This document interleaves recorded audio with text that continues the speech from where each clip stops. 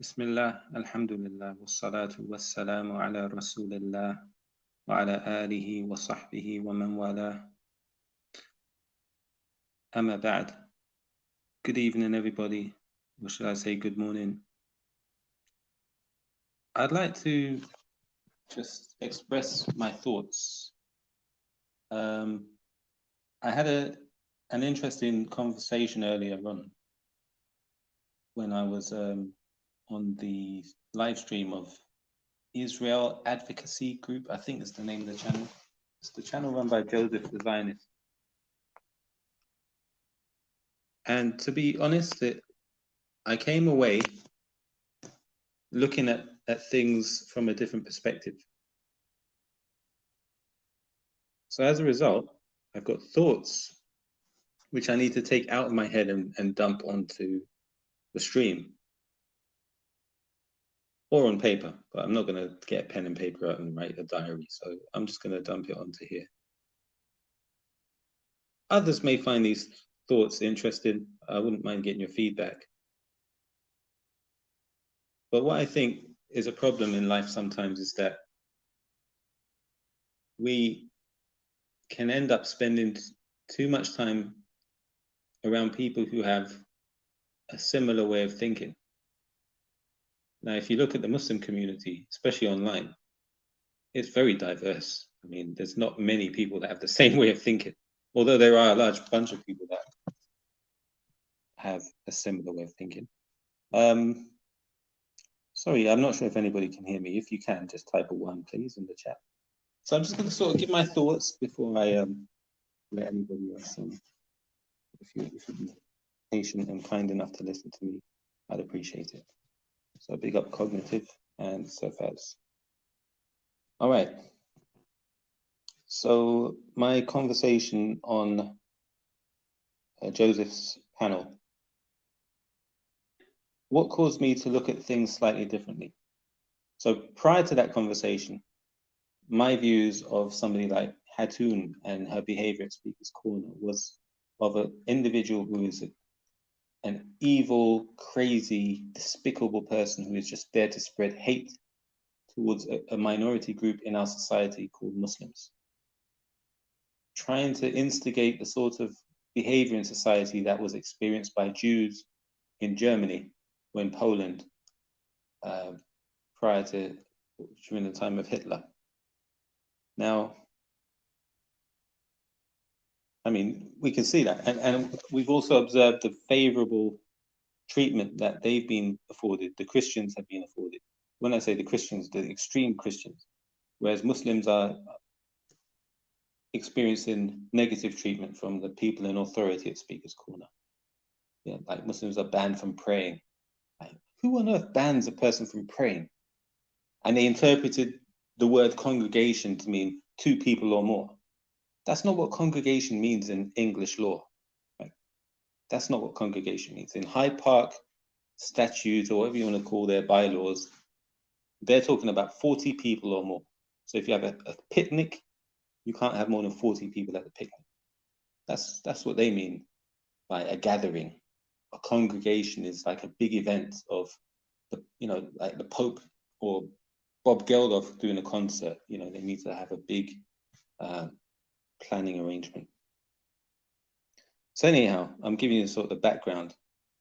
What I witnessed from Hatune is that she's coming to the park with the Quran in her hand, drilling holes into it, desecrating that which Muslims consider sacred and holy, right? Absolutely no respect for it. Whereas in Islam, we have clear rules and guidelines not to insult other people's religions or gods, because they will insult Allah, right? And that's blasphemy. It will take anyone who insults Allah is not a Muslim. They'll go to the hellfire forever if they die in that state. So if the person insulting Allah is doing so as a result of your action, then you're to blame, oh Muslim. Yeah, you're the one that's to blame. So I guess what I'm trying to say is my views initially were these are a group of provocateurs who are sent to the park to combat what they see as a spreading Islam in our society in England. And their way of doing it is to provoke people, to attack them, and capture it on camera, make Muslims look bad, and then have Muslims banned and classed as terrorists, etc. So in some sense, my observations are accurate. But there's also nuance, and I need to look at things from the other side. And I think it's important that we get to speak with people from the other side. It's very important, because when you don't, you'll be entrenched in like very polar different positions. Excuse my language, when I'm tired, my vocabulary just goes out the window, and I only have a few set of words that I'm capable of using. So let me continue. Bear with me. Okay. Hello, is that Jupiter? Yes, hello. No, yes. Okay. Yes, yes, Anyhow, hello. I'll keep you in the back just until I finish my little monologue. Now, when I spoke with Bob the Builder, he said something that put into perspective what sorry, let me go back a little bit. We tend to think of people of being capable of just being completely evil. Like, this person is a devil. Like Hatune, she's a shaitana. She's a devil. There's no good in her. But in reality, there must be good in her. She can't be completely evil, right? She must believe what she's doing is good. Now, as a Muslim, of course, I'm looking at that as, no, I'm not seeing any good she's doing. But she can't be a completely bad person. There must be good. Right? The same thing with Bob the Builder. But I just need to understand what their outlook is, why they're doing what they're doing. And Bob gave some perspective, right? He said, and it's important when we get in these conversations with people that we actually listen to what they've got to say and reflect over what they've told us, not to just argue for the sake of arguing. So with Bob the Builder, his explanation for why Hatun was drilling holes in the Quran was to relate it to what this whole fitna caused by Yasser Qadhi, this man in America who calls himself a Muslim scholar. Yeah, he came out saying that he can't reliably say that the Quran, the Mus'haf that we have today, is an accurate production of the Quran, like as it was revealed to the Prophet. He can't accurately confirm that in his view. So this resulted in people calling it like the holes in the Quran narrative. And so this is why she drilled holes in the Quran. It was to sort of poke fun at the fact that Yasir Qadhi, a so-called scholar of Islam, a self-proclaimed scholar of Islam, believes Islam has holes in it. All right? So although she was being provocative, right? But this was her sort of prop, yeah, to symbolize the whole thing, the whole debacle caused by Yasir Qadhi and Muhammad Hijab, two supposed academic, literate, educated Muslims. They caused this big fitna, and it's resulted in someone like Hatun now using this, for her is a prop.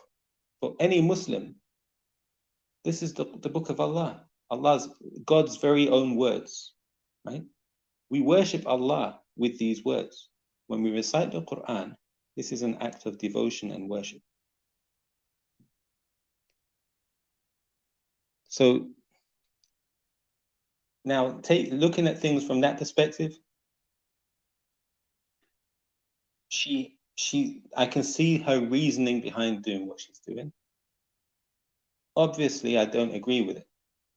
And anybody with any sense should advise her and say, listen, what you're doing is over the line. You shouldn't be going that far. This is very precious to Muslims. You don't draw cartoons of them. People in France were murdered over the Charlie Hebdo cartoons. And you're supporting Charlie Hebdo. If you find out, research what Charlie Hebdo did with the images of Jesus Christ, and tell me you're still going to wear a Charlie Hebdo t-shirt if you're a Christian. So she's demonstrated herself to me to be a little bit, I don't know if she's mentally ill or retarded. There's something missing there, okay? There is something missing. I don't think it's just total evil driving her. I think she just has very poor judgment and very poor advisors. I suspect that Lizzie, Godwin, and Daniel have also recognized that she's just way over the mark with her behavior. And that's why you don't really see them together. So I may be wrong. I could be corrected. Bob is an intelligent chap, right? And he's articulate. I would hope, or have hoped, that he would have been more influential over her to stop her doing such a thing. And I don't think he would have done that. I don't think he would have done what Hatune is doing. Now, that being said, anyone who observes Speaker's Corner can observe the fact that Tommy Robinson has linked himself to Hatune. His group are supporters of Hatune. So, anyhow, pardon me for I'm not like getting my thoughts out accurately, but I'm just sort of brain dumping my thoughts out. I'm speaking what I'm thinking. So that being said, recognizing the fact that people aren't just absolutely evil in that sense, I don't think they are. I think what happened to Hatune with this guy, right? So there's the next topic of her provocative behavior. What is going to be the result of her provocation? Yeah, if somebody comes up to you and you're a Muslim, and they present to you this Charlie Hebdo T-shirt or a cartoon, like degrading our Prophet sallallahu, or having holes in the holy book which you use to worship Allah. Somebody just turns up to you and presents this in your face. Your immediate reaction is going to be anger and shock, potentially. And you're going to be thinking, what am I witnessing here? Why is this? The person is actually, you're going to feel like you're under attack at that moment. And you have the option of walking away or physically responding or verbally responding. And you see that sort of interaction with people that were shown on video interacting with Hatune, expressing their extreme disgust with her behavior. They were trying to make these people look like they're the aggressors. No, they were just reacting to their provocation.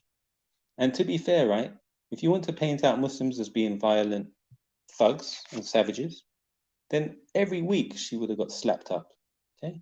Which I doubt is the case. I'm sure she gets heckled, right? And you're going to get people very angry when they're heckling her. People are not happy. Muslims are not happy. Why should Muslims go to Speaker's Corner and have to face that level of provocation or instigation or defamation? Why should they go to have to experience that level? It's fine to have a discussion or critique, but when you're going to that extent, I don't think that's acceptable. And this to me is a failure on behalf of the police of Speaker's Corner, right?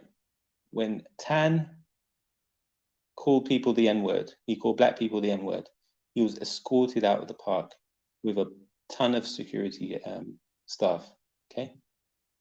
Plainclothes officers, private security, and PC Barnes himself. And he was placed on an empty bus that was ready to take him away.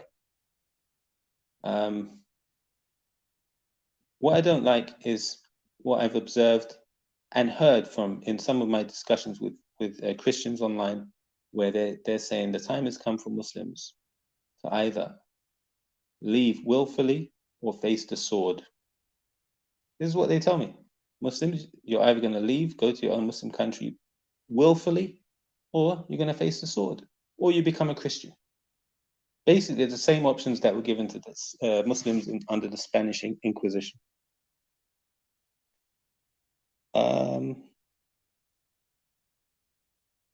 Is Hatune a Christian? Is her behavior Christian? I mean, does any Christian support her behavior? Well, are there any Christians that condemn her behavior? Right. So yeah, you notice I'm talking about Hatune's behavior. I'm not talking about this. I'm going to come to the next topic of what happened to her, right? But what I'm trying to show you is, as Muslims and observers, here's what we are witnessing, okay? But I'm also trying to show the nuance that it's not just what we experience. We should also understand why somebody's doing what they're doing. Are they mentally stable? Are they ill? Are they being manipulated? What could be the reasons why she's doing what she's doing? And let's set the context quite clear. What she's doing is intentional provocation. What other reason? She's not calling people to become Christians. How many Christian shahadas have you seen? Right? Krahadas. Have you seen any krahadas? I haven't seen any krahadas.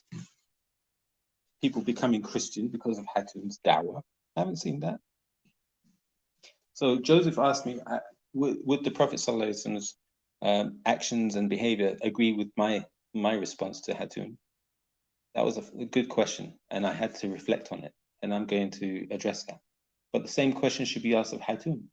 Would Jesus Christ have behaved in the way that Hatune was behaving? So, yeah, let me continue. Now, so I guess the point I'm trying to make here is that her actions will cause a reaction. This is Newton's law in physics. Every action has an equal and opposite reaction. The guy who attacked her on Sunday, first of all, he doesn't appear to be known by any of the Muslims at Speaker's Corner, whether they be Dawah people or non-Dawah people. He's an individual who just turned up this Sunday that nobody recognizes. Nobody knows him. Okay, that's number one. Number two, is he a Muslim? Has he been apprehended by the police? I heard he may have been apprehended tonight. I don't know. But then we have to look at another thing.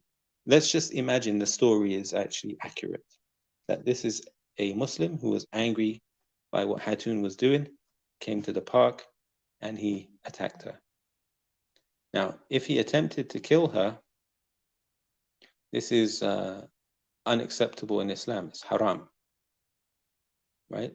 Such an act of, if you want to call it, I won't say justice, but applying like a penalty of death on somebody.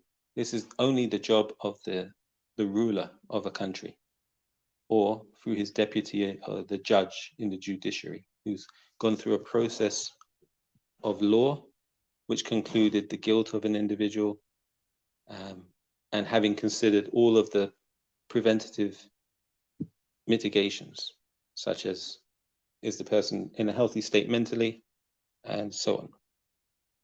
So that being the case, let's just imagine this guy is perfectly sane, comes to Speaker's Corner and attempts to stab her with a weapon, with a blade. This is reprehensible in Islam. This is absolutely incorrect. Okay, the job of retribution is for the ruler only, and if you're not living in a Muslim country, you have no authority to do that. The harms of doing such a thing are greater than the benefits anyway. In a Sharia-run society, there are processes and procedures. You still have the rule of law. You can't just take the law into your own hands. Okay, we don't have anarchy in Islam. Now, and then you've got the, you see this small little woman being attacked with a knife. That's, as much as I hate, I suppose my initial reaction, right, and it was before I looked at this alternative perspective that was given to me by Bob, my initial reaction was, well, obviously, if she's going to put herself out there, she's going to get a response. It's her own doing, it's her own fault. What do you expect? If you cross the road on a busy motorway, who's to blame if you get run over?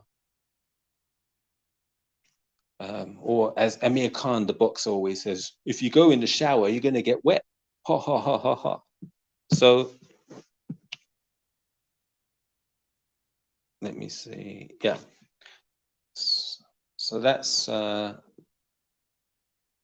was I going to say? Yeah. So this guy comes to the speaker's corner, attacks Hatun. That's unacceptable in Islam. And did Hatun's actions cause that? If the official narrative is correct, then yes. Can you call it a terrorist act, which is what they're trying to do now? A terrorist act. You might call it attempted murder, right? You might call it that. I don't see how you'd call it a terrorist act. Terrorist acts are usually against the state, right? Somebody insults your mother and you retaliate by throwing them off a bridge, right? You pick them up and you throw them over the bridge. Is that a terrorist act? So what we're talking about here is provocation, and there are provocation laws. I'll have to find the case, the name of the case, but there was a case where a man murdered his wife after he found out that she had cheated on him with one of his friends. But it wasn't the fact that he found out she cheated on him. It was the fact that when he confronted her about it, she said the reason she cheated on him was that he had a small penis, right? That caused him to lose his sense of, like,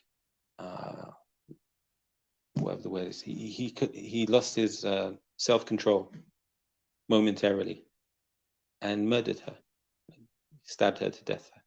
And the courts ruled that he couldn't be charged with murder because he wasn't in a fit state of mind. He lost his mind temporarily. He was provoked by his wife by what she said. Okay. Now, yes, the act is wrong. Nobody's justifying killing somebody for something that they hurt you, by saying something that hurts your feelings. And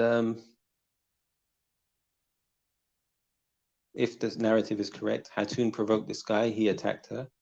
She caused the reaction. At the same time, none of us condone his action. We're free from him. Islam is free from him, and we condemn what he did. We also condemn Hatun and her behavior and instigation and provocation of Muslims. She shouldn't be so careless with regards to the feelings of Muslims. If the people of Turkey did wrong to Hatun and she's upset about it, she can, spread information against Turkey. But by spreading hate against Islam, you're spreading hate against everybody who's not from Turkey and who didn't harm you. So it's not fair. So in my view, Hatun is to blame for causing the guy to react, and the guy is to blame for his reprehensible action. And I believe he should be arrested and charged because we live under the laws of the land, right? Another question, am I happy about what happened to Hatun? At the time, I was, right? Because I viewed it as, this is a reprehensible woman with just nothing but hate and evil in her heart. All she wants is for Muslims to be treated as second-class citizens in the UK. We're banned from praying in the speaker's corner. Christians are allowed to pray. This was my view. So I was happy. Yeah, good. She got what she deserved. She provoked somebody. She'd been provoking them for time. Everybody's held back from retaliating. One guy loses his temper and attacks her. So was I happy she was hurt? That's how at the time I felt, yes. Looking back though, I think to say I was happy is incorrect. I shouldn't say that. And look, after my conversation with Bob and Joseph, I have to reflect and say, no, it's not right. I can't say I'm happy with it. I can just look at it from a sort of observer's perspective and say, look, this, as though David Attenborough is watching the wildlife in the desert. This is the reaction that gets caused by somebody acting like a lunatic, right? That's really what's happened. and I'm detached emotionally from it. I don't feel any way. Nobody likes to see a person injured or harmed. And really, the police are to blame here. Yeah, the police at Speaker's Corner, PC Barnes, whether he still works there or not, he is to blame. He's fermented this environment. He's sort of nurtured it, where Muslims can be mistreated. He was responsible for succumbing to people like Bacon Lady and banning the prayer. Yes, Steve had a point when Muslims were, praying, like, taking up so much space in Speaker's Corner. And like, yeah, pray, but do it in an organized way, right? Don't just stand in front of everyone who's having a conversation and take up all the space. Have some consideration, right? And so Muslims did eventually do that, but then they still try to ban them. So what was I going to say? Yeah, I went way off. Now I've lost my train of thought. Yeah, I think yeah, so I was going to say, am I happy? No, I'm not happy about Hatune getting attacked. And if I was there and I saw somebody come in to attack her or anybody at Speaker's Corner, I would do my very best to prevent it. Okay. In fact, I've been there in a couple of fights at Speaker's Corner where I stopped the fights. Okay. I stopped the fights. And I even have camera footage, which I haven't uploaded, but I can do, of one fight, which I was able to stop. So if she was hurt in front of me, I would have offered first aid assistance, just as I would to anybody else that I would have seen hurt at Speaker's Corner. But at the same time, right, we should be more responsible as people and not encourage each other to provoke and instigate others, right? Yes, all right. Let's be adults, basically. Be respectful of each other. Why can't we just have conversations? Why do people have to come to Speaker's Corner and feel they have to throw the Quran on the floor? Remember Tan, right? He said he's going to masturbate over the Quran. And he used to show off about, yeah, we're going to put Muslims in nice holiday camps, as he called them, referring to torture camps. Guess what's happened now, 2 years later? China has introduced re-education camps, torture camps for the Uyghur Muslims. Even the BBC is reporting it. So something that Tan was promoting is now reality for millions of Chinese people. Tan, who came to Speaker's Corner and was supported by a number of people, including Steve. I don't want to mention other people's names, right? They supported Tan, calling him Tan, peace be on him. They supported him and promoted him. And now in China, we have Muslims having to be forced into re-education camps. These people are acting like they are the victims and Christians are the victims. No, Muslims are the victims in the world. Do you know, in the past 5 years, over 200 mosques in the Central African Republic were completely destroyed. Mosques, places of worship, which are protected under the United Nations conventions, these were destroyed in the Central African Republic. Thank the French government for that. Why is nobody speaking up against the atrocities done by Christians against Muslims? Right? How about we speak to each other and condemn each other's injustices together and not against each other? And that's what happened to me today. By speaking with these people who I consider to be like arch enemies of Islam, I had to consider my and so that's really what I wanted to say. I'm sure you're fast asleep after listening to me ramble. I think I'll see if anybody wants to join the panel. If you do, here's the link. Sorry, Jupiter, I spent so long talking. Thank you.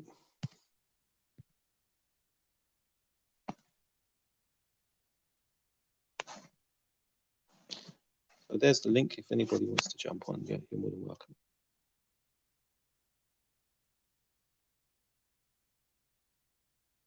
Who have we got in the chat?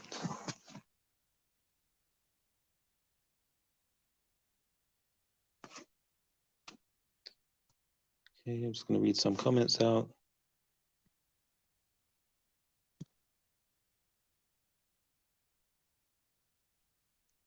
Red Rose doesn't try that. Okay. There was a knife attack at the park 1 month ago, and the police have not arrested anyone, says Surfaz. Okay.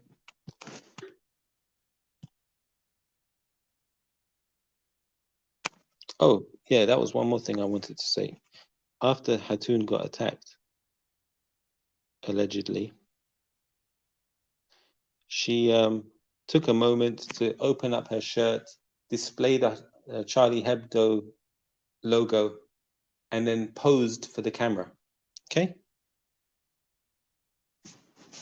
So don't make her out to be all innocent. This was partially it seemed like it was a staged event. Okay? It seemed like it was a staged event, especially with this guy that nobody recognizes from amongst the Muslim community. Yeah.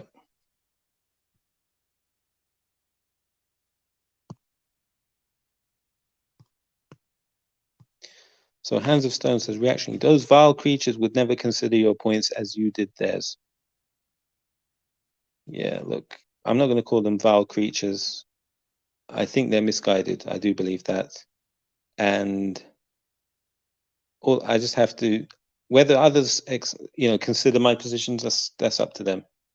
But I have, Joseph asked me a very good question. Like, he asked me something like, would the Prophet Muhammad sallallahu alaihi wasallam condone or say what I've been saying?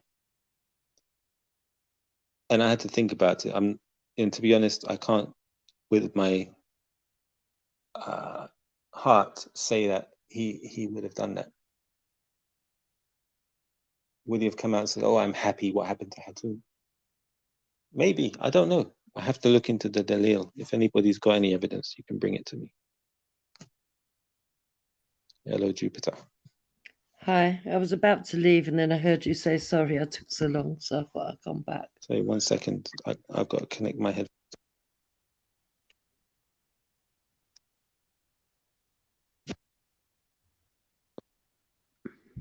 Hello, can you hear me? Yep. Okay, yeah. My headphones are not working for some reason, so I've got you on my speaker. If there's an echo, let me know and I'll Yeah, start no, again. it's fine. Fine. Yeah, how you doing, Jupiter? Is everything So, right? I wanted to pick you up on some things you said, because are you aware that her t-shirt actually had French writing on it? And in French it said, "Love is stronger than hate." No, I didn't know that. Yeah. So people running around saying that the t-shirt was offensive. I'm not saying you in particular, but I've seen many people saying that. Actually, the t-shirt wasn't offensive. And I think she might have worn it, and this is only speculation, because I think the Charlie Hebdo guy, one of the guys, he died recently. So I think that might have been why she had that on.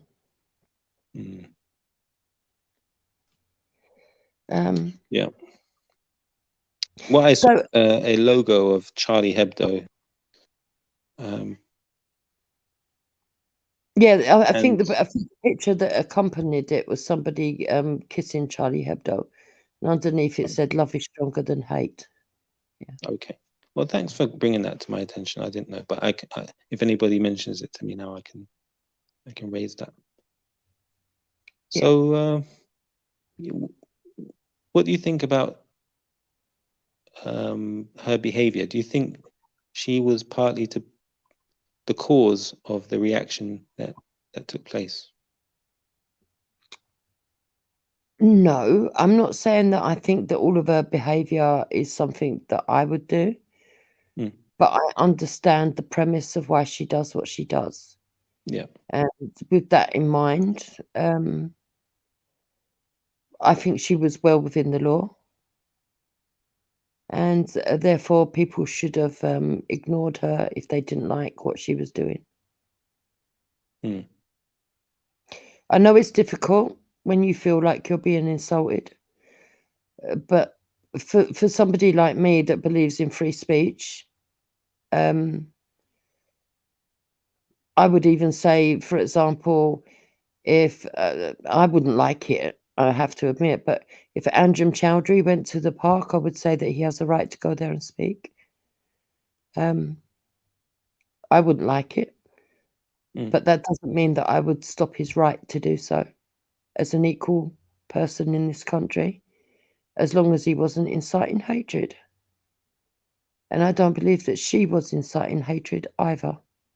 There is a thin line, and I know a lot of people don't understand the line. And that's why I think that what she does is very enlightening for a lot of people to make it clear where the line is. Yeah. Now, that's why the fact that somebody attempted to murder her, isn't that proof that what she's done is a public order offense?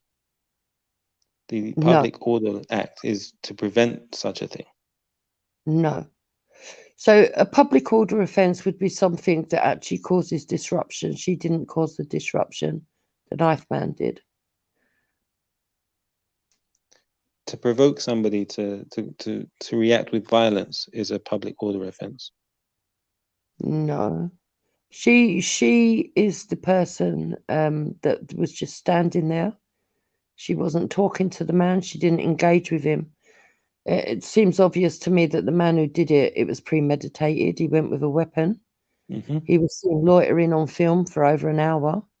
Yeah. He had his hood up. He didn't want to be detected. And the ferocity of which he lunged at her shows that he had intent. I say that by the grace of her God, she survived. An inch or two further over, she would have been dead. So it seems like he's spoken to her in the past, or he came as a result of seeing what she's doing. Some people are suggesting he's the same man that snatched the Quran off her the week before. But I don't know how true that is. That's just speculation. But you still don't think that she's provoked his behavior? No. No more so than, let me put it this way, people have got free speech. So we can critique what she does. We can critique her speech. If somebody wanted to go and stand next to her with a T-shirt on that was insulting Christianity, they have every right to. They have every right to say insulting things to her. They have every right to heckle her. But what they don't have the right to do is step over into violence. Okay. Interesting. Let me hello, who's that who's joined? Assalamu alaikum. Alaikum salam, Jaffa. What's good? What's going on? Yeah, I just want to read something quickly, and it's to do with the Public Order Act. If I can find it. So this was shared to me by Claire Hoare earlier today. Section 4 of the Public Order Act. Fear or provocation of violence. A person is guilty of an offense if he uses towards another person threatening, abusive, or insulting words or behavior, or distributes or displays to another person any writing, sign, or other visible representation which is threatening, abusive, or insulting, which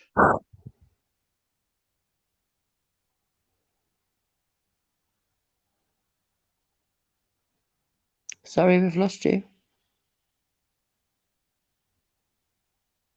Can you hear me, or did I cut out there? Yeah, you cut out. Okay, so I was reading the Public Order Act. Yeah, so from what I read from the Public Order, Act, she should have been prevented from what she was doing. Yeah, she was using No. words, signs, images to encourage people to react with violence. Okay, so you've interpreted that the wrong way. You can't insult a book. She's not insulting you personally or anybody else personally. You can't insult something that is not life given. So an inanimate object is not something that can be insulted. Yeah, so the act says to display to another person writing or signs, yeah, or visual representations that would cause them to feel or to respond in that way. This is this matches what she did. No, it doesn't, because they're not. She's not doing it personally towards the person that attacked her. But she did. No, she didn't. She goes up to Muslims with this book with holes in it. So the man who stabbed her was not Muhammad. The man who stabbed her was not Allah. Okay, but Muslims read the Quran. It's a holy book for Muslims. Yes, but it's not a holy book for non-Muslims. Yeah, but she goes up to Muslims demonstrating this. No, she stands in the park and Muslims surround her. She goes up to Muslims. I'm telling you, she does that. Well, And I've also, not seen that. I've not seen that. But if she has done on one or two occasions, it's no different to the Dawa team that have gone up to her and sat on her steps, etc., etc. I would say that all of them were probably stepping over the line when they do such things. But again, it's not inciting violence. You shouldn't. When you go into violence, that's when it becomes problematic. Okay. So when Rat Boy was at Speaker's Corner, yeah, and he went to Godfrey and said, F off. Yeah. Godfrey complained to the police, and the police escorted Rat Boy out the park and banned him. Right. Now, why did they do that? Because he personally insulted the person. He said F off. Yeah. So he told There's the person. free speech at Speaker's Corner, right? So he told the person to F off. In other words, he personally insulted the person.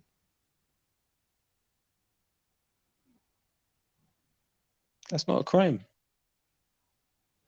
Well, if it's going to insult the person and cause a reaction where they're going to cause a public disorder offence. Thank you. You see the difference? I don't see the difference. Okay, I'm trying to explain the difference to you. The difference is that Godfrey is a human being. He's got feelings. He can feel the pain. A book cannot feel the pain. A man lying in his grave cannot feel the pain.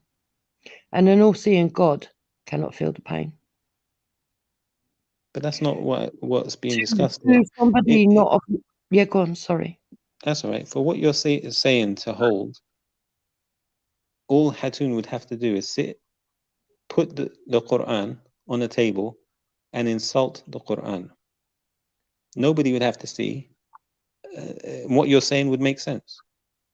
But what she did, she used the Quran as a visible representation, yes, to display to Muslims who hold that dear to themselves. So by mocking the Quran, she is now attacking the people who hold it dear. Her actions are targeting the followers of the Quran. No. So she's mocking the Quran, even if she is mocking the Quran. It's not the original text. It's not the actual artifact. So that's still safe in a museum. It's a copy that she bought legitimately with her own money. It's not worth anything because it's a standard copy in mass production.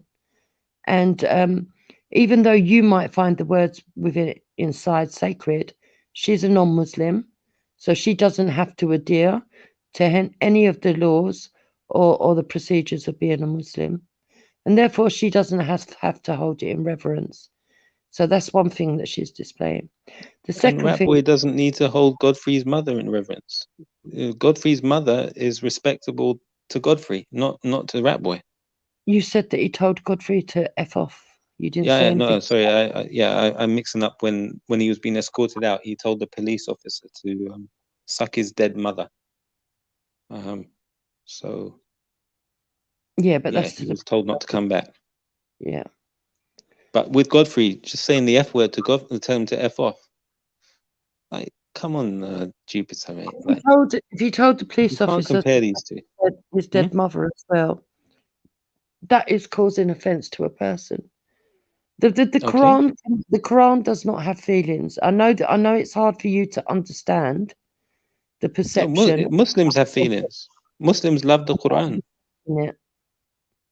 But you need to understand from the perspective that other people look at it when they're not Muslim.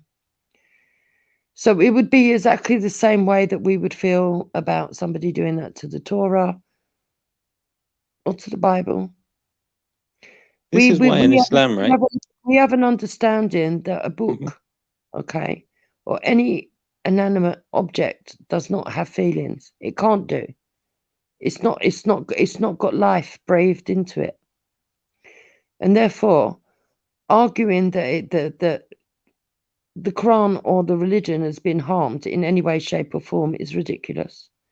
Because Hatune is one small lady saying her feelings about Islam, which she's allowed to do. And she's doing it through using the scriptures and putting holes in a Quran to display that she thinks that there's holes in the narrative. That's not an insult. It's what she believes. It's not to insult you. It's what she believes. And if it does insult you, the way we would look at it is you need to look at yourself and ask yourself, how deep is your faith? Okay. Can I ask you, have you ever thought about becoming a Muslim yourself? I wouldn't become a Muslim because there's too many scriptures in there. I have nothing against anyone being Muslim, by the way. I know a lot of people say I do, I don't. And I don't advocate for a Muslim being chucked out the country either. Unless, of course, they're coming back from a war-torn country and were a terrorist. I don't think we should have let them all back, but that's a different thing altogether. When it comes to religion, I enjoy a religion. I think all religions have got some scripts in the scriptures that you can look at and you can say, that's a good saying, that's a good philosophy. But unfortunately, with Islam, I think there's too many things that are in there that don't make sense. And too many things that I find deeply disturbing and slightly strange. And I'm not saying that to offend you. Okay. And how do you feel about Muslims? So not Islam, but Muslims. Do you have a dislike for Muslims? If you do, honestly, you can tell me. But if you do, what's the reason for it? So Muslims, no, I don't have a problem with them. I know people think that I do. I don't. I have actually got some Muslim friends. I think that Muslims have every right to practice their own religion as long as they're not trying to enforce it onto non-Muslims. And unfortunately, this is one of those situations that highlights that Muslims, through no fault of their own, it's through lack of understanding the other perspective, try to impose their beliefs. So for example, let me think. For example, we don't in British culture believe in congregational prayer outside. And I know you've brought up prayer a lot, and I know you've been trying to argue for prayer in the park. We don't believe in congregational prayer because by the Christian religion, and that is what our country is built on, our culture, it was always believed that you shouldn't act like a Pharisee, as in Matthew, and that you should be humble with your religion and you should be discreet. And so somebody singularly going and praying on their own discreetly is permissible. a whole congregation would have been seen like as grandstanding. And so what we find with Muslims that try to pray in the park is they're actually going against the culture of the country. When they've got a mosque, so they're not being oppressed from praying, and when they could go singly and pray in the much wider park discreetly, again, not being oppressed, then there's no need for them to pray as a congregation. What does congregation mean? Congregation means a group of people. Okay. So I looked into this. Congregation means something like a big event or a concert that would need planning, security, toilets, all the health and safety, etc. No, it doesn't. So look up the word to congregate. It's a verb. It's a doing verb. I get that. Yeah. And it means joining together. So congregational prayer is when you have someone like the Pope turn up when he visits a country and they do a congregational prayer. No. You've got something else called, what's it called? Like, for example, at Speaker's Corner, it's okay to have a picnic. The only limit that they'll impose on a picnic is when you have more than 40 people. You can't have more than 40 people at a picnic. Yeah, because so it will be considered a congregation. So I've explained the reasoning to you. It's because in our culture, you're supposed to be discreet and humble with your religion. You're not supposed to let the right hand see what the left hand is doing. And so in our culture, even though you would say that not many people are Christian because they don't go to a church, even though a church is a group of people believing in the same faith and not actually a building. A lot of Muslims get that confused, by the way. There are a lot of people that were culturally brought up Christian or understand the culture, or just if it's within them. So they have this understanding without even realizing that they have the understanding. And that's the reason why we see it as distasteful, and it stems from the distastefulness from the Bible that you're not We've supposed seen Christians at Speaker's Corner praying together, worshipping together. Not in congregational prayer, you haven't. They've been, the word congregation, it can't be applied in this sense, but they've formed a group. And the correct word is actually corporate worship. Right? You've got something called public worship, congregational worship, and there's something called corporate worship. This is the most correct term to use. And there's nothing in the bylaws of Speaker's Corner against corporate worship. Yes, there was actually. I think it was Article 26J. Does it mention corporate worship? No, congregational. Exactly. And congregation is more than 40 people. The person that made it, brought it up and highlighted it was that person that you call Bacon Lady. Yeah. So she what's her name? Amy. I think it's Amy. Yeah, that's it. Yeah. That's it. I've forgotten her first name. Otherwise, I would have called her. So that lady, she found the actual bylaws, and that is what the police are acting on.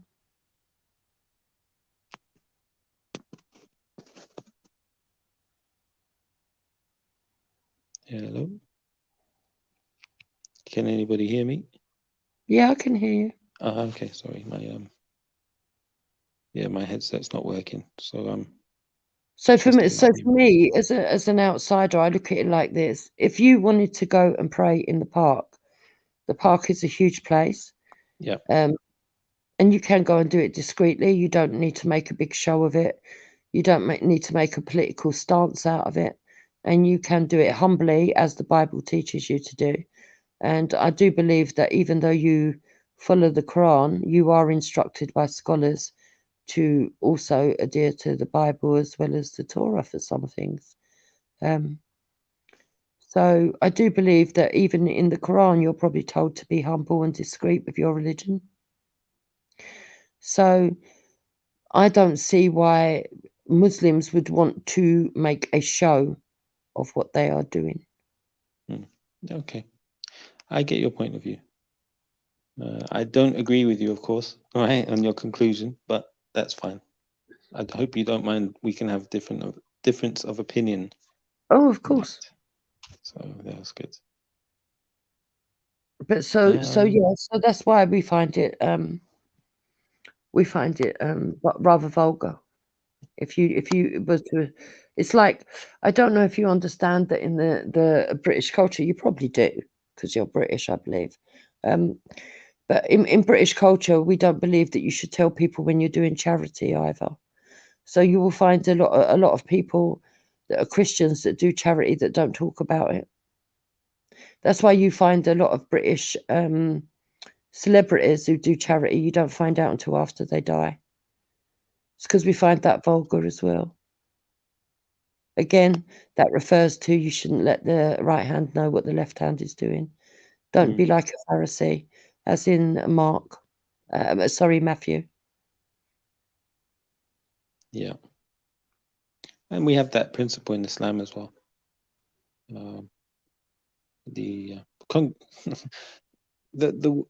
Yeah, I was going to say, in Islam, group or corporate worship is 2 or more people. But for some reason, it was mistranslated as congregational worship, which has a specific meaning in English. Okay, so that might be in Islam, but we're going by English bylaws that were there before Islam became popular. By the way, do you know who wrote these bylaws in Speaker's Corner No, at Hyde Park? No, please tell me. And do you know when they were written? That's the thing. There's no date on it, and there's no name to these to who wrote these. I would imagine the bylaws probably stem back to ancient bylaws for parks, actually, because we have bylaws all over the country. You know, often sometimes you see a story in the paper where somebody's really rich and they've bought a load of land and they didn't realise that there's a walkway. I suppose what I'm really referring to is not the bylaws. What I'm referring to is, because the bylaws don't specify these things. What you have is bylaws will refer to the policy of the park. And then I suppose what I'm saying is, who wrote the policies at the park? When you go to the website, somebody must have had a meeting that manages the Royal Parks and says, here's a policy we need to have on how we run our parks. We don't know who wrote those. Okay, well, apparently somebody said if you want to get them changed, you have to write to the Queen. I do believe it's at the Queen's behest. It would be if that was the case, it would be a representative of the Queen who would be responsible for managing the parks. See what it says. Let's see. Who wrote the what do you say that you want to call it? What, the policy? Who wrote the policies, policies for Hyde Park? Yeah, and who pays, or so who does the police at Speaker's Corner? Who do they report to? Do they report to the police force, or do they report to the Royal Parks? Who's their boss? I believe it's the Royal Parks. Okay. So they should know who wrote these policies. And there should be some opportunity for people to have feedback on these policies.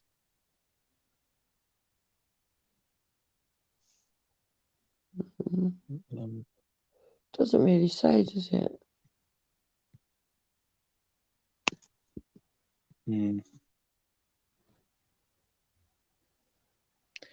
Okay. So do you think this guy who attacked Hatune is a terrorist, or he committed a terrorist act? Well, that's what they're investigating at the moment.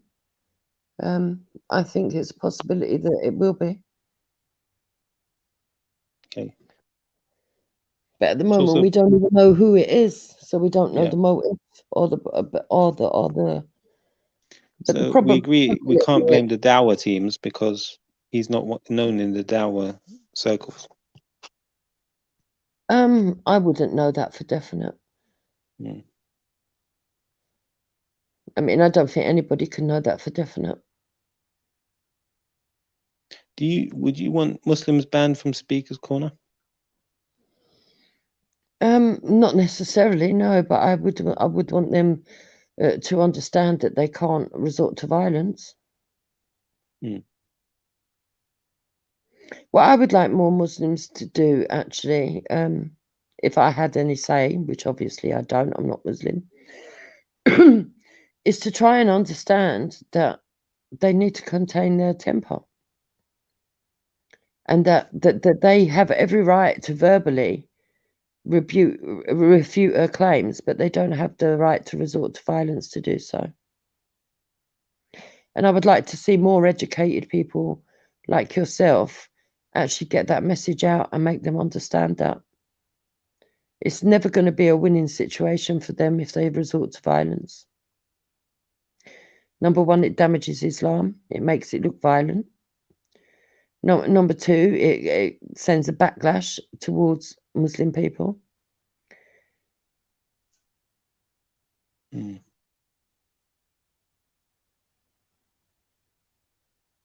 So, in your view, Muslims have a problem with violence? Not all Muslims, but there does seem to be some Muslims that don't seem to be able to. I don't know if they're from outside of the country or inside of the country.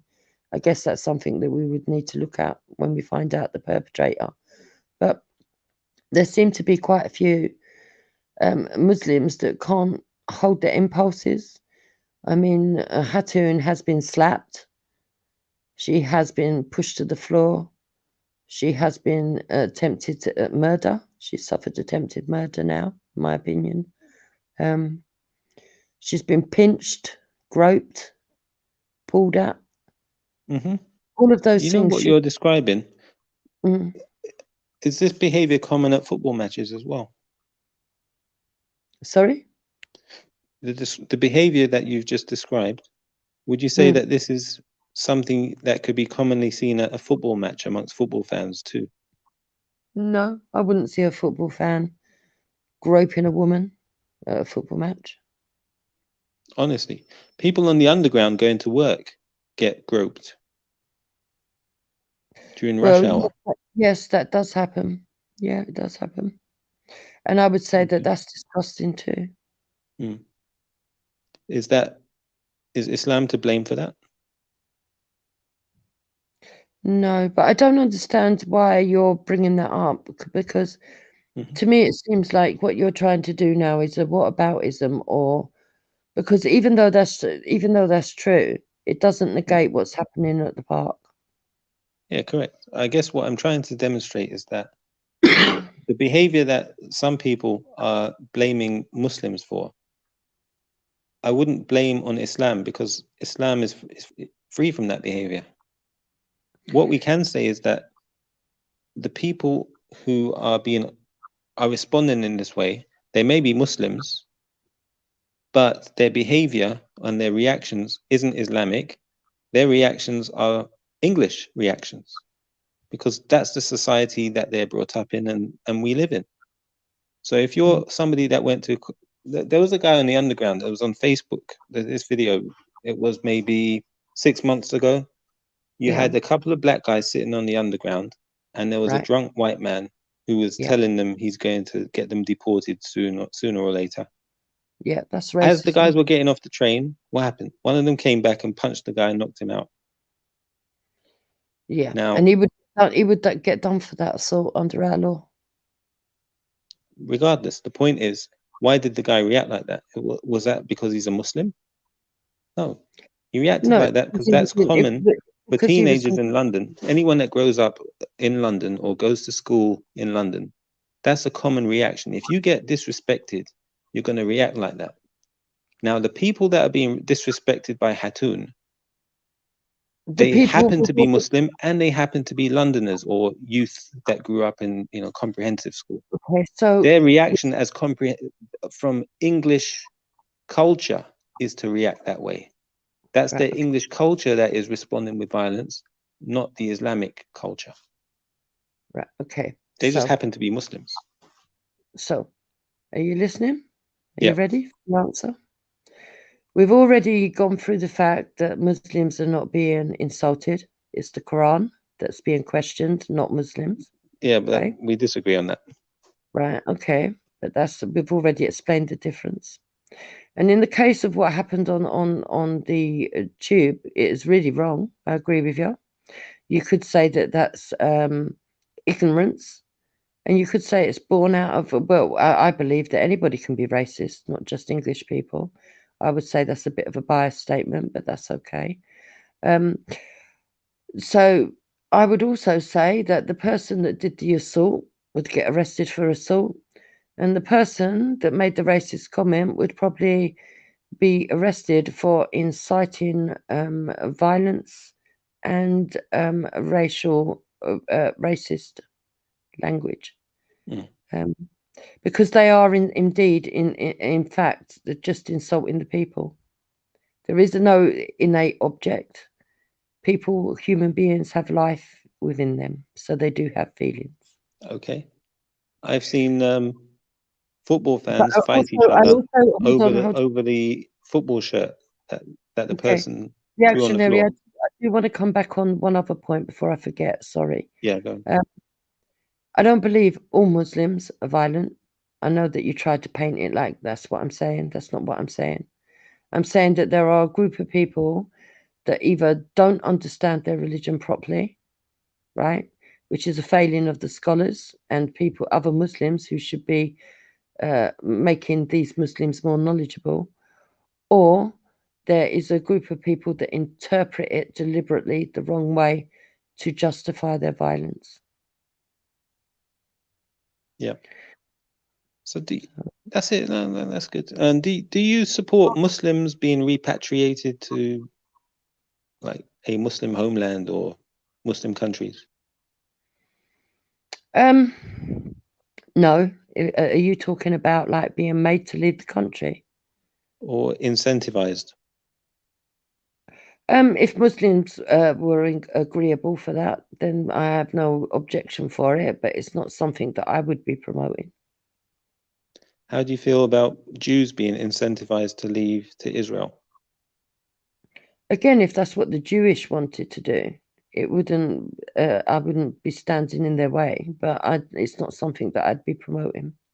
The reason I wouldn't be promoting it is because I feel that it's a slippery slope into forced repatriation. So if it's voluntary, and if a people group, any people group, not Jews, not just Muslims, not just any people group, wanted to get together to say that they wanted to leave this country, but they would like to be incentivized to do so, and they were to lobby the government, and they wanted people to back them, yeah, I would sign it to say that I back them to have the right to lobby the government to do that. But that doesn't mean that I am saying that I want them to leave. I believe they have a right to decide whether to leave. I also think that people that really do want to leave the country could just leave of their own accord anyway. Yeah. Okay. Do you think Islam belongs in the UK? I think that Islam is permissible in the UK, and there's no reason why it can't belong in the UK, as long as it understands that it is not the dominant religion. Yeah. Yeah. I mean, I'm just asking questions randomly. I've got no agenda here, but I appreciate your what's the word? The fact that you're not afraid to come on and give your views. So Yeah, cognitive dissident, not deporting. He didn't say deporting. He said reparations voluntarily, if they wanted to be incentivized. well, So not if they want to be incentivized. Do you think that us in our country, sorry, do you think that English people in the UK should be allowed to put in place incentives to encourage Muslims to go to another country? That's really what I was saying. I can't see what harm it would do as long as it was voluntary and not. But you'd have to exercise caution. It'd have to be done in junction with whatever people group they were. So if the people group were not in favour of it, then I wouldn't be in favour of it. And if what about incentivizing black people to go to Africa or the Caribbean? Again, the people group would have to be in favour of it. In fact, there are some black nationalists that I've met on these panels that are very much in favour of that. So Yeah. you will get people like Lady Divine, Nynefa, I think Shifa, when on a good day. And Shakara as well. Yeah. Yeah, they would be heavily in favour of doing that. So if the people group themselves want that, then I don't think we have the right to stand in front of someone and say, no, you don't have the right to go and ask for that. Whether they get granted it is another thing, but I think they should be permitted to go and ask. Everyone's got the right to ask a government to act in their favour. Yeah, these are all minor things to me. I think As long as it's voluntary. yeah. I don't want to see anybody forcibly removed from this country unless they're violent. And what I mean by that is they've come in, they've tried to legalize themselves, and they're found to be violent. I think we should refuse them. I think anybody that has been treasonous towards this country shouldn't be allowed back. So Jihadi Jack and Shamima Begum, I'm not in favour of those people. Yeah. What did Shamima Begum do? As far as I'm concerned, she sold out her country. How? Well, she had dual nationality and she was British, and she turned her back on the British. She believed that the British culture was not the culture that she preferred. She thought that an Islamic culture was her preference, and she went to an Islamic country and fought against British people. She had no concern for her countrymen or the place of her birth. And therefore, in my eyes, she lost any right for us to defend her when she didn't defend us. It's something very cultural with British people. It's what we call traitorous. Years ago, we used to have treason laws. I think we should bring them back. Yeah. What happened to them? Don't we have them anymore? I'm not sure, to be honest, but I do think we should bring them back. But yeah, no, so I have no problem her passport being taken off her.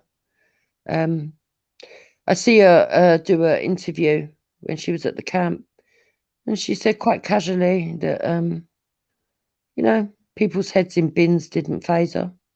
And I was like, what an evil personified person you are, And also, she was a member of the female police, wasn't she? The female Islamic police. Oh, okay. So she would have meted out justice on other people. And the way I look at that is, if she's prepared to meter out justice on other people and wasn't fazed in doing so and enjoyed the privilege of doing so, then she should live by her own beliefs and not run to our culture that she thought was less than her culture. She should be judged by her culture. I also think that the country that she ran to, the citizens that she meted out those punishments on, that they have a right to justice and that they should be the ones that judge her.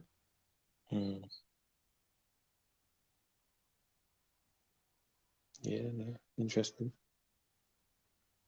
So, Jupiter, apart from these panels and Speaker's Corner and everything, you got any interests, hobbies, stuff that you do? Yeah, I read. So I read. I also do gardening. I love my garden. Oh, nice. Yeah. I draw. Hello there, Claire. Hello. Are you there? I'm well. I wanted to, you know, that there's a sort of break when you, well, I was kind of interested in what Jupiter was saying, and between the transfer from muting my other screen, I missed it, and I didn't want to interrupt. But thank you for having me. Yeah, big up, welcome, Claire and Jupiter. Have you met before? Yeah, we were met on Betty's channel. Yes. So, and have you finished what you were saying, Jupiter? Yeah. Please go ahead. Yeah. Oh, right. Well, I was just going to talk about what happened at. The video of what happened. Did you see it? How the moment of the attack? Yes.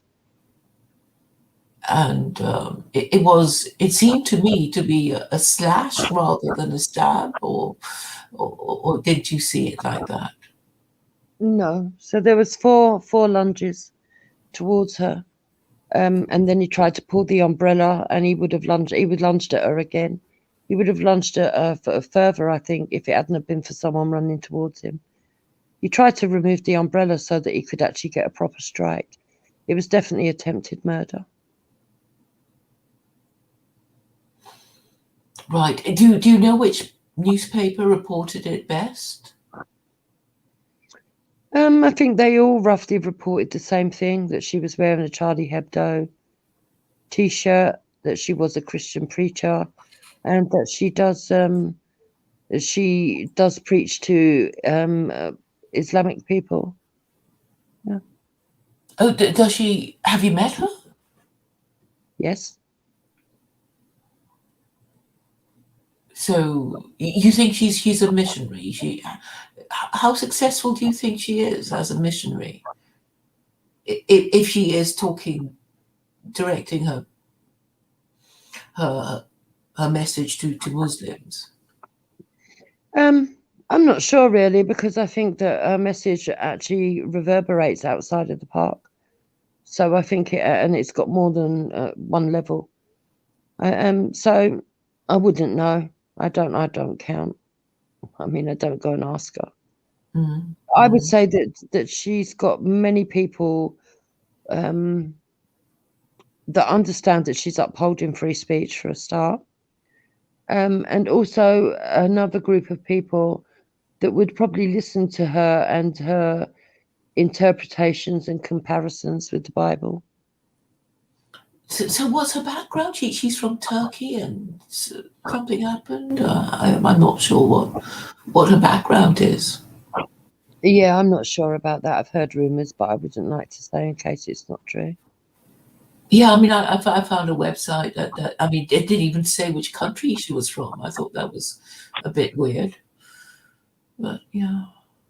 No, they do report that she's a Turkish immigrant into the UK. So she must have grown up Muslim and then she became Christian. Is that how it goes? Or some people say so, yeah. But that's only rumours I've heard. Oh, you didn't speak to her about it. I thought you had spoken to her or something.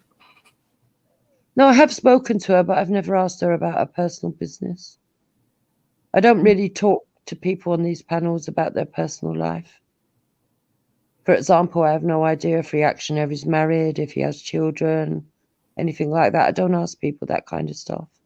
Oh no, I don't. I mean, I suppose I'm thinking of Hatune, and it just sounds like nobody know where she comes from, but we know she wasn't born here, and no, she does come from Turkey because it's reported that she's Turkish immigrant. Mm. But it just seems. Well, I suppose a lot of people are a bit odd. I mean, particularly in these circles, I guess. Right. A bit odd. And particularly those who go to Speaker's Corner, who, I think what you get at Speaker's Corner is people that are large gatherings from all extremes. So you'll get extreme left, extreme right, extreme Islam, extreme Christianity, extreme everything. And then you will get people that are extreme in their hobbies, I suppose, or in their truths, their own personal truths. Yeah. I mean, I guess, you know, I'm sure you've been accused of being extremist too. I mean, just by people being trying to insult you.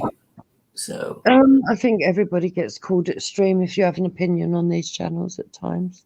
sure. But you know, you wonder why she does what she does. And you know, then sometimes you think, you know, Christianity is, you know, she's not really preaching Christianity, but she's more preaching hatred of Islam. And we know she must have been a Muslim and converted to Christianity.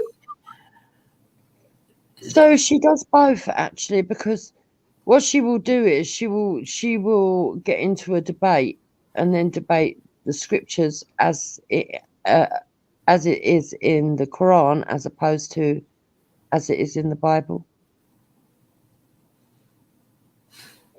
To her, she believes that she is explaining to Muslims that they're following the wrong religion, and she's quite within her rights to do so.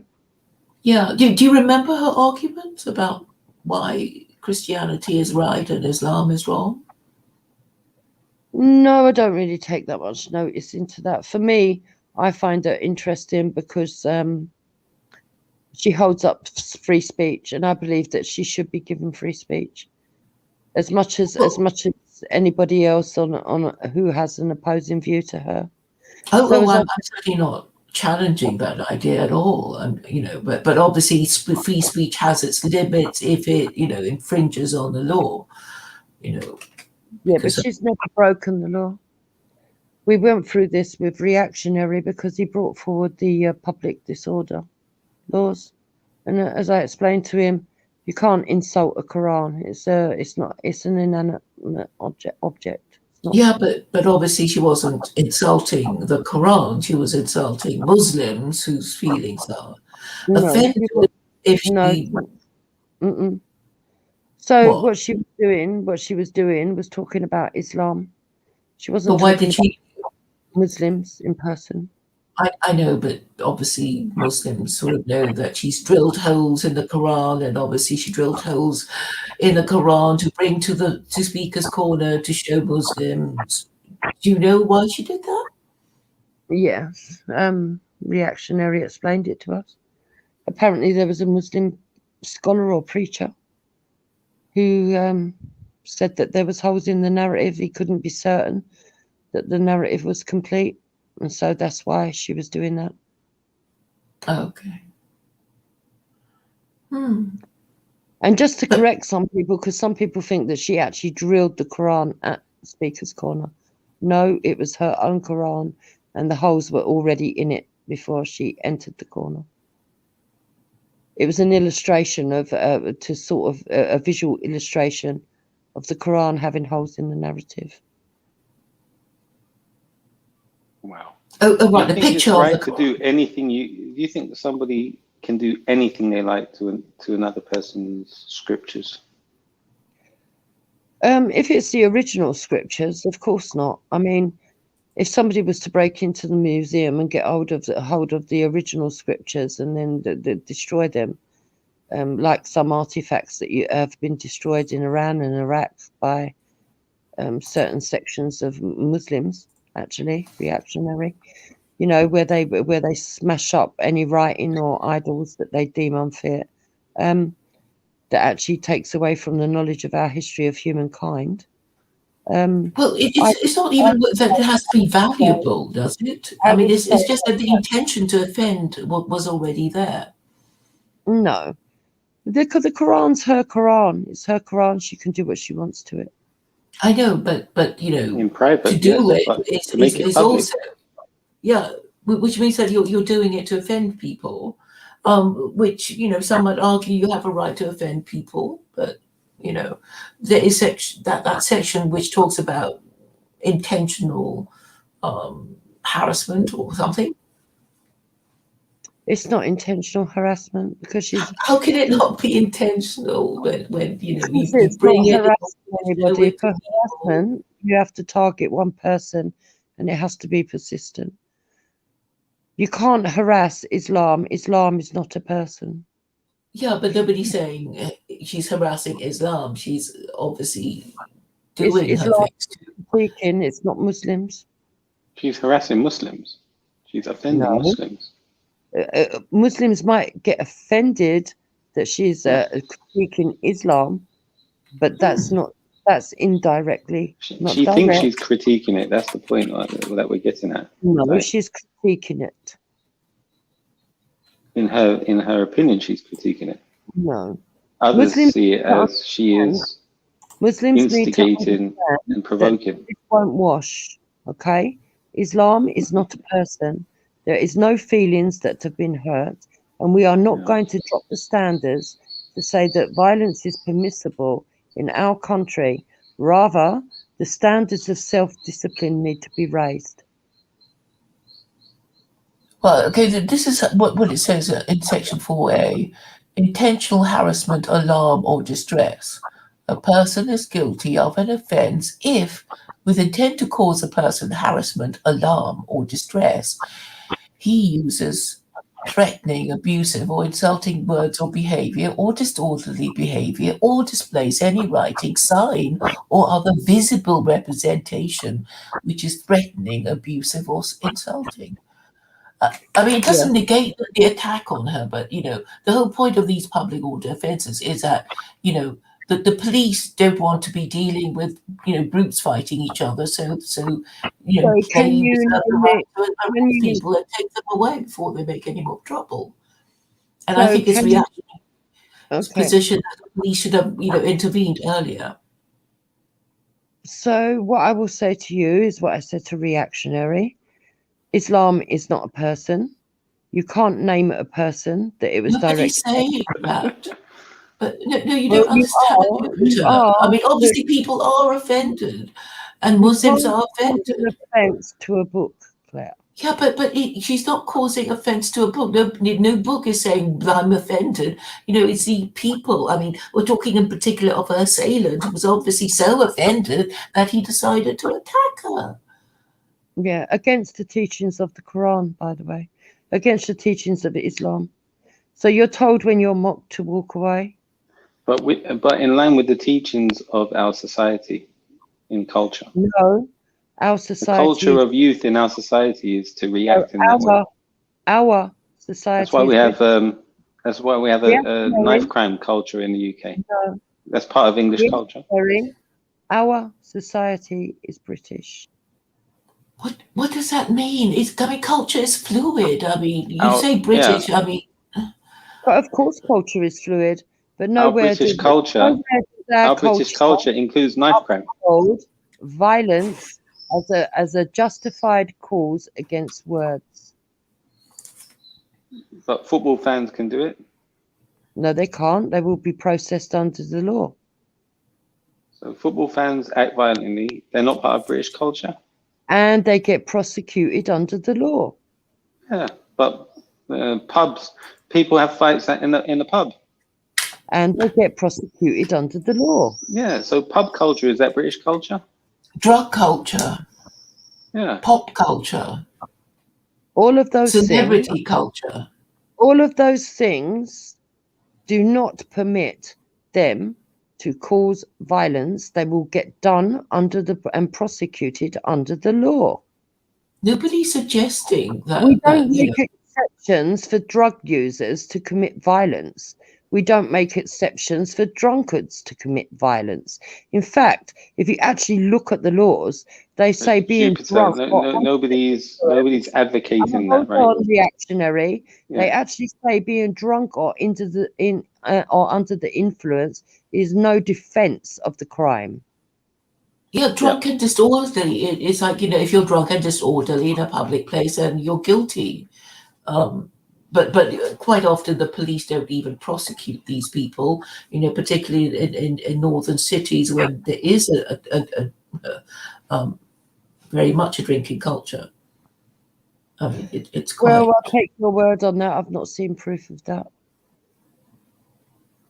Well, I mean, there's lots of pictures of, how wild it gets in these northern towns. I'm trying to remember the one I was at. I can't remember now, but it was somewhere Go up. to Camberley Bradford, or yeah, and okay. places like that. So somebody has to report the crime for the crime to be investigated, obviously. Yeah. So there is a culture. There is a culture. The people who tend to get involved in scuffles may not wish to prosecute. There is a culture of that in British culture. But again, that's down to the individual to decide. Mm. But the thing is, I mean, the laws are changing all the time, and therefore nobody really knows where they stand, and it creates a lot of mental illness. And there's just a suggestion that maybe Hatune is not, in the best of mental health just because she does what she does. Even like that Korean woman whom Zubaydah was shown to be mocking. But I know we've all been, called mad ourselves, but just because we express our particular views. Like Zubaydah was mocking had stabbed Zubaydah, would we be saying the same thing, Claire? Sorry? If the lady that Zubaydah had been mocking had stabbed Zubaydah, would you be saying the same thing? Saying what? What do you imagine me to be saying if the Would you Korean say woman that Zubaydah was provoking a reaction to be stabbed? Well, it would be disproportionate because Zubaydah was. There you go. Yeah, I mean, obviously it's disproportionate because it's So obviously just disproportionate. So clear-cut racism, which is against the law, which actually would be directly to another person, which would be disorderly conduct, had that Chinese woman or Korean woman known her rights, and had she wanted to pursue it and prosecute Zubaydah, she would have been able to have a prosecution against her. For what? That could have actually caused a reaction. And yes, the woman would have got arrested for stabbing Zubaydah had she done. But so would have Zubaydah. Let's be fair, it wasn't Zubaydah mocking her, it was Walid. No, it was both of them. Stop caping. I think Zubaydah tried to tell him not to mock. Walid continued. I may be wrong. Did she really? Well, they were behaving in a juvenile way. I mean, I think let's face it, but I don't think, okay, nobody was expecting the Korean woman to stab anyone. But the person that stopped the verbal assault on that woman was actually Bilal. Bilal. Oh, yeah, Suleiman, yeah. Solomon, yeah. Solomon, yeah. Well, I just don't think any of them are exactly covering themselves in glory at the way they behaved. I'm saying, but Christians and Muslims. I mean, some of the Muslims do have quite good arguments, but anyway, the ones who've been. Yeah, but Claire, what you have to understand is the nature of Speaker's Corner to be able to speak. And if you're going to be offended, then you ought not go there. And I've been there myself as a speaker. When we have panels like this, Muslims have a moral responsibility to, instead of hyping up other Muslims and saying that they should take offense, etc., etc., etc., maybe reiterate that actually they're told if they're being mocked to walk away and not to get into a violent situation, because it could reflect on them and their ideals and their religion. Yeah, well, I have told them to stay away because it's more trouble than it's worth. And somebody should tell Hatune to stop anyway. provoking people. I would disagree that she's provoking. You can only be provoked if you notice it. I can disagree that it's sunny outside, but doesn't mean it's not sunny. You're a very smart person. I know you're not uneducated. Quantum physics believes that something doesn't exist until you observe it. Why make yourself observe it? Why make yourself process it? You hear something you don't like, walk away. Once it's out of earshot, it can't offend you. But it's okay. There is a kind of competition for the hearts and minds of the people who go through Hyde Park. Well, go through Hyde Park Corner, Well, right? unfortunately, that's the nature of religion, isn't it? Yeah, I mean, different ideas compete with each other, and they're both religions, and I think a lot of these problems is because of the perceived weakness of Christianity, and there is a speculation that I Hatune. hearken for the days where I could get on a bus journey and not one single missionary, not one single Islamic person, not one single Jehovah's Witness, not one single Christian would get on reciting the Bible and telling us the end days are nigh. You could sit in peace. You could actually wait. You could get up. You could have a wash. You could have a cup of coffee, some breakfast, get on the public transport to go to work in peace. Now you can't. Do they bother you much? I mean, are they a public nuisance? I don't think it happens that often, or does it? I don't know. No, you come accustomed to people preaching. And if they want to preach, they have the freedom to preach, as long as they don't resort to violence. These people need to realize that they can't resort to violence. I think they already know that, don't they? But then why do they so often resort to violence? Why have they pulled her up? Why have they groped her sexually?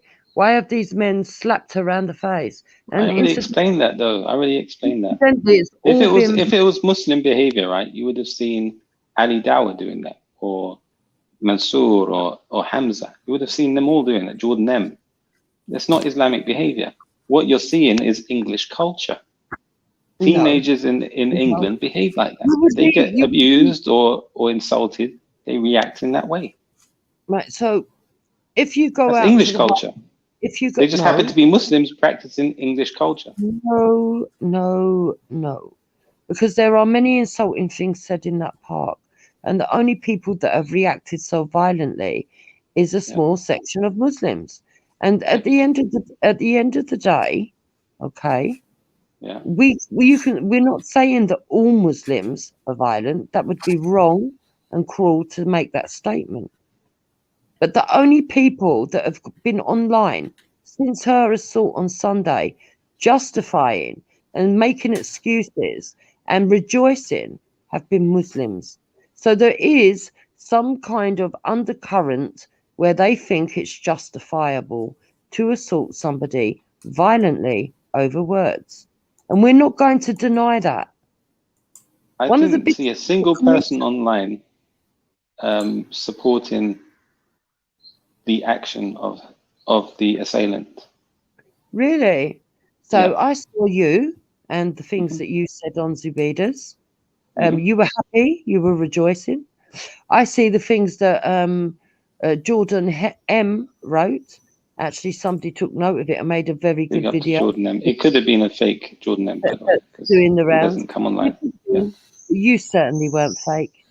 I heard the way you spoke to Zubayda and what you were telling her reactionary.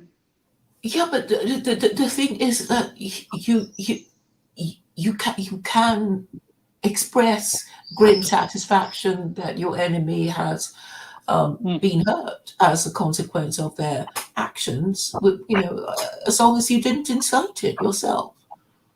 Freedom of expression. You're reacting after the event. It's not like, oh, go on, get her, give her a stab, whatever. It wasn't anything like that. It's like, oh, you heard that something has happened, and you think, they got their comeuppance. The young lady that you thought was, inadvertently being racist to the Korean lady, she is on record, actually, saying that she hopes something happens to Hatune. Well, that would be a curse, right? I mean, technically that's a curse. In one of her rants when she was going on and moaning about her, she actually said, if something happens to her, she deserves it, this, that, and the other, and a lot of other stuff. That's a curse. It's not. I think people. Unfortunately, people do. No, curse if you put a curse, you have to put an order into it. It wasn't a curse. No, because I hope I hope something bad happens to you. No, not in our culture. I don't know about in yours. Well, that is the purpose of a curse. Jupiter, you think we have one culture in the UK and everybody like is somehow adherent to that one culture? You don't recognize we have different cultures. In the culture. And I have to say about this thing about culture, you know, I was thinking of this curse. I think somebody some years ago said to David Beckham that they hoped his children die of cancer. That's a curse. And it was over a game of football. But no, technically, that's a curse. It's an insult. It's not a proper curse, is it? No, an insult is you know, we think you're stupid or ugly or whatever. A curse is saying to somebody that you hope something terrible happens to them, that they will, you know, burn in hell for all eternity or whatever, like, you know, something like that. Yeah, no, I understand the meaning in which you're saying it now. Yeah. And I did explain at the start of the show, at the time when I was on Zubaydah's channel, I felt happiness with Hatune getting back what she was giving out. That's how I felt at the time. After speaking to Bob today, right? After speaking to Bob and Joseph. So when did she? They opened my eyes to a slightly different perspective, and I no longer viewed Hatune as this completely evil, despicable character. What I see of her is a slight derangement in her brain, and a misapplied or misjudged use of the Quran as a visual tool to demonstrate something that Yasser Qadi said, right? She's clearly she might be retarded, I think. I think she's slightly retarded. Yes. And we need intelligent people like yourself and Bob to advise her sincerely and say what you're doing is wrong. It's not going to be interpreted correctly. I don't believe what she's doing is wrong. I think what's wrong is the violence towards her. And here's what Joseph asked me. He said, would the Prophet Muhammad be happy with what you said about Hatune? Now I'll ask you the same question. Would Jesus Christ be happy with what Hatune is doing? I believe not. That's why he protected her on Sunday. So you think Jesus would be happy with what she's doing? I believe not. That's why he protected her on Sunday. I don't believe he liked the situation. But would he be pleased with the fact that she's speaking on the scriptures? Of course. But she's not speaking on the scriptures. She's just attacking one group of people, one minority group. The Bible tells you to beware false prophets. Why doesn't she attack Jews who the Christians believe killed their God? What do you mean? She doesn't attack Muslims. She does. That's all she attacks. No, she doesn't. The group is called. Right. Let's say she critiques Islam. Does she ever critique Jews? Are there Jews in the park going on about Christianity? Did Jews kill Jesus? Are there Jews in the park going on? Did Muslims kill Jesus? Muslims didn't kill Jesus. Are there Jews in the park going on about Christianity? Why don't you answer? They wouldn't dare. I tell you what, there is in the park though. What's that? There are Muslims going on about Jews. So there are Muslims going on about the Jews. So if some Jewish people wanted to come down and start doing exactly what Hatune is doing, I would understand why they do it. Jews did come to the park to support Tan. The Jews came to the Jewish Defense League. Oh, the EDL Jewish division came down to support Tan. Do you remember? You're saying that that Tan was Jewish? That's ridiculous. That's not what I'm saying. I never said that. There were Jews who came to the park to support Tan. They were holding the Israeli flags up as well. Right, and what's wrong with that? Who says anything wrong with it? But you're trying to say that Jews would never do something. Yeah, Tommy Robinson's an Israeli, what do you call it, a Zionist. There's photos of him in Israel with the IDF. Do you not believe that people are free to choose what ideology they want to ascribe to? What's that question got to do with what we're talking about? Well, do you believe that or not? Do you not believe in the freedom of choice? What we're saying is that Jews are also part of this thing with Hatune and Tommy Robinson. Even if that were to be true, it doesn't negate the situation that happened on Sunday. And if she was truly a righteous person in Christianity's eyes, she would be targeting the people who killed her God. Judge the not Jews. least judge, reactionary. She wouldn't be attacking Muslims. Judge not Muslims least did nothing to Jesus. Do not bear false witness. Yeah, did Muslims kill Jesus? No. What's that got to do with Hatune? If she loved Jesus, shouldn't she be targeting the people who killed her God? No, it was written in the scriptures. Jesus said it was the way that it was meant to be. So why does she attack Islam then? Muslims have done nothing to Jesus. She critiques Islam, she doesn't attack it. But she doesn't critique Jews who killed her God. Because Jesus said within the scripts that that was the way it was meant to be. And what did Jesus say about Islam? In my opinion, beware false prophets. Okay. All right.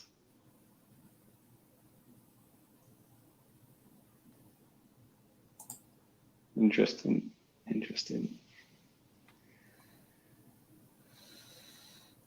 I really think I like you, Jupiter.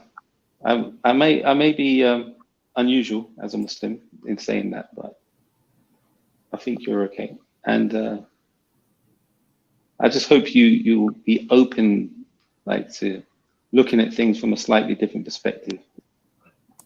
When you do that, sometimes you I'm listening to your perspective, but what we need to understand, reactionary, is that we are not. Look, let me give you something, maybe an analogy that you can understand. I hope you will. I think you're bright enough. I, as a woman, would not want the levels of the military dropped so that they could give me a place within the society. So if I went into the military as a soldier and I didn't pass the same levels as the other men to get into the special armed service, for example. Special forces. I wouldn't want them to drop that level just because I'm a woman to include me. Okay? I want them to keep it at the level that it is so that we have the best of the best serving our country and protecting us. Okay. For me, it's a similar thing with security in our country when it comes down to being civil and civilization. We don't drop the bar and say that violence is permissible under some circumstances because of the provocation levels.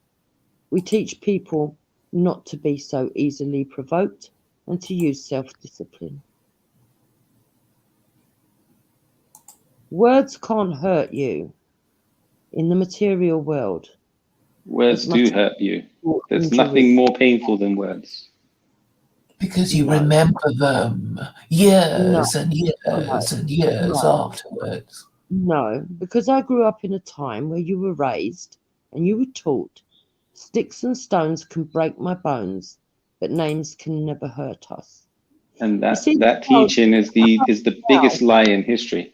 See the child, right? It's words that hurt. Do you ever remember getting smacked by your parents? Maybe one or two smacks you remember out of hundreds. My parents, but you'll remember if they says if your parents said to you, Jupiter, I hate your guts. I wish you were never born. That's something you'll never forget. And I deserved it. Thank you. A smack for a smack. You deserve getting hit by your parents, right? Yes. You did something to earn the strike. Yes, I believe so. Yeah, and that was the argument about Hatune. She did something to get struck. No. She did nothing to get struck. Somebody attacked her for no reason whatsoever. Parents, will not have the intent to cause harm. It will be a quick, sharp shock. Okay, I'm not talking about a beating.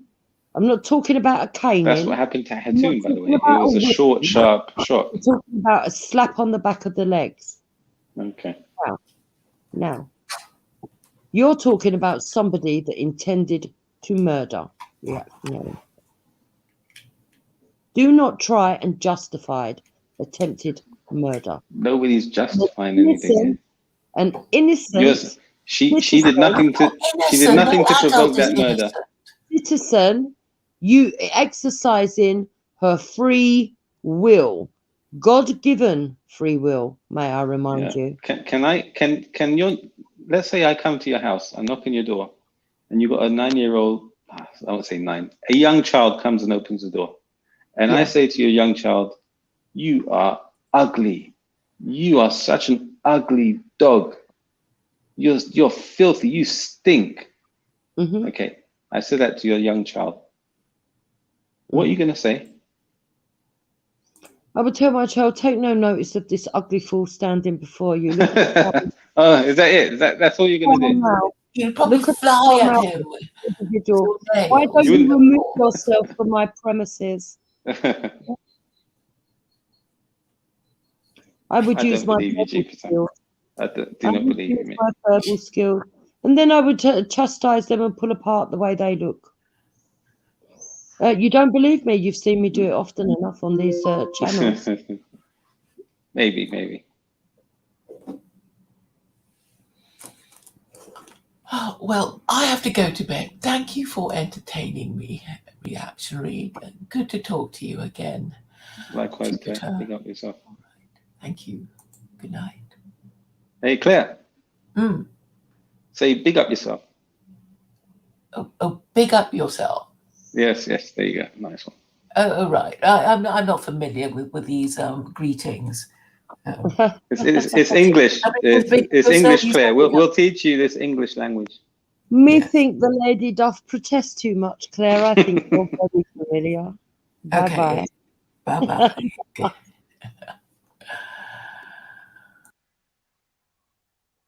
Nice one. Well, Jupiter, I've enjoyed the chat. It was good.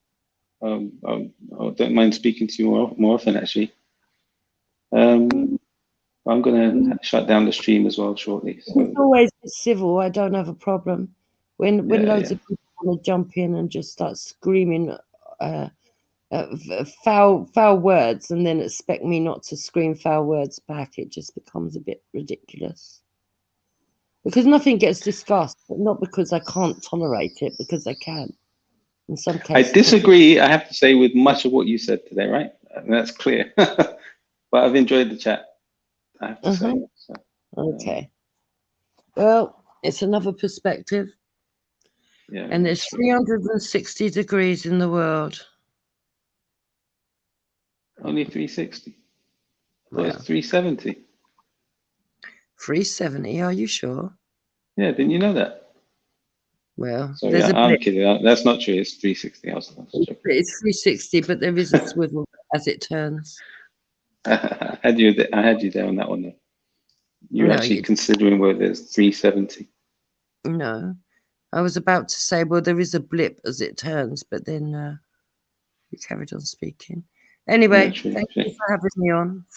No worries. Big up. Thanks for coming. Okay, everyone. Thank you all for tuning in. That was a nice little friendly chat with Jupiter and Claire and Jafar as well. Came on for a moment, didn't say much. Sorry, Jafar. Could have jumped in and given your opinion as well. Maybe I should have given you the floor a little bit more formally. So that's that. So lesson learned all around, I think. Well, not all around, but for myself. Hands of Stone says Alex Jones called the Hatune attack a false flag. I think you're trolling. I doubt Alex Jones talked about it, but who knows? Jupiter on Reaction channel. She can go to sleep without a headache. Yeah. Who did I speak to earlier today? Was it Wendy? Yeah, I spoke to Wendy, I'm sure, at some point as well.